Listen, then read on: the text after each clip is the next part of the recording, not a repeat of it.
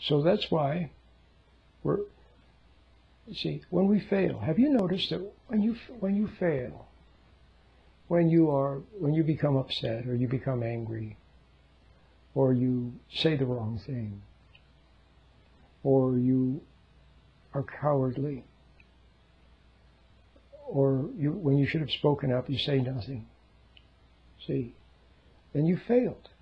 Or when you do the wrong thing, or when you steal a little something, or tell a little lie. See, in your heart you know you did the wrong thing. Then what do? You seek comfort. You seek comfort from the world. You look for someone to reassure you, to tell you that you're okay.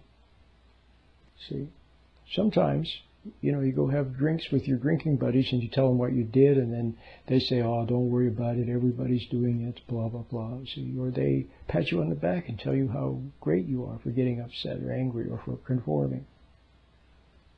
So there's some kind of comfort that comes from the world, because they too are compromised. They too have given in. They too have failed. See? They too failed to keep the moral high ground, and they failed to be patient. And they fail to express love with their kids, with their partner, in the world. Okay? They fail to be courageous. So they comfort you because you're like them. Why, if you were suddenly to become courageous and noble and stand up for what's right without anger, see, well, then you would shame them. You would, by your contrast, they would have to look at themselves as they are, so they comfort you. But there's also another world comfort. It comforts you in your mind. It talks to you. See, the spirit of the world that made other people the way they are. Look at it. Look at your parents. Look how they failed. Undoubtedly, if you're like most people, they messed up. Okay, and somehow they couldn't help themselves. That's why you must forgive them. They couldn't help themselves. See, they were taken over by the spirit of the world, the very spirit.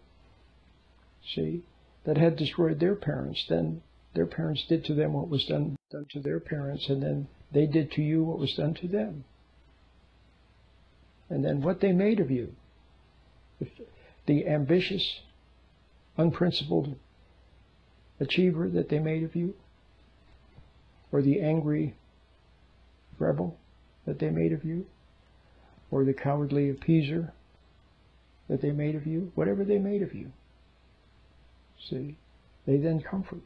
And if they don't comfort, if the ones who did it to you don't comfort you, then you find someone else. So the ones who made you angry and upset and resentful through their relentless tease and cruelty and confusion, then you rushed off and you found some gang to belong to, or some group of people that you hung around with and smoked marijuana with and drank with. See, they comforted you. Or you found some boyfriend or girlfriend who comforted you. See, made you feel like you were okay the way you were. So that's the kind of comfort you get from the world. You get rewarded for being ambitious, for compromising on principle. See, you get rewarded for conforming. See? So that's what you get rewarded for being unprincipled and ambitious. So, and another world comfort from a faceless. See, comforted in your mind.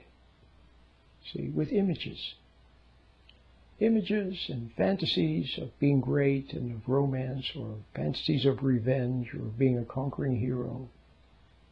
Somehow those comfort your ego for having failed in reality. The more you fail in reality, the more you escape into fantasy and thinking. See? And in your fantasies, you can be great. You can be loved, so on, in your fantasies. See? Plus rationale and excuses and justification for your failure come to mind. See? False comfort. That's what it is, false comfort. So, eventually your allegiance is to that which made you as you are and which comforts you as you are. So your allegiance is to the unprincipled people, to the educators, okay, to the or to the to your peer group who comforts you. Your allegiance is to the world, which made you as you are. And if you became a rebel, then your allegiance then is to those who help you, who comfort you in your rebellion. See, drug dealers and marijuana pushers and gang leaders and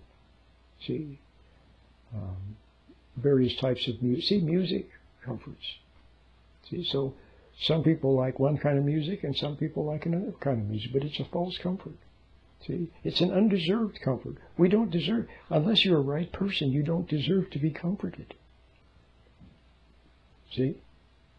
Because it only makes you worse.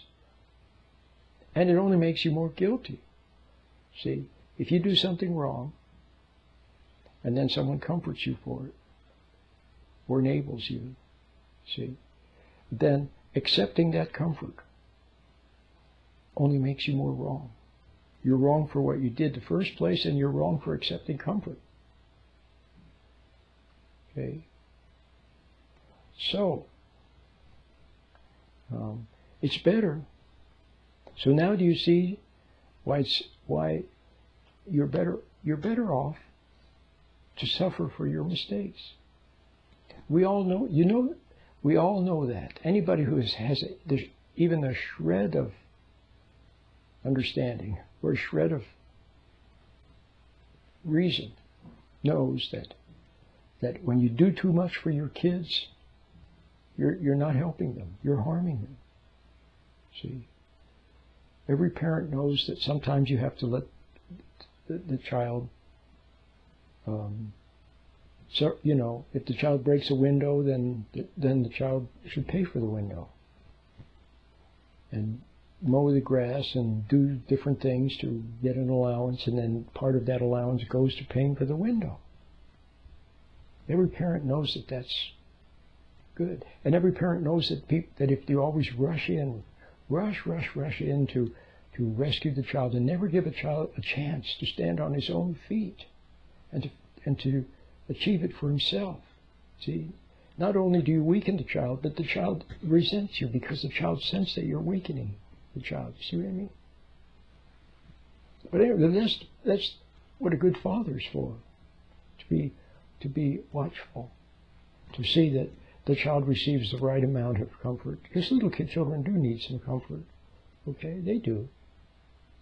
But not too much. And as they get older, they're better off standing on their own 2 feet, becoming independent. We all know that. So the same thing that applies in that situation applies to you. You're better off not getting the comfort. So, but if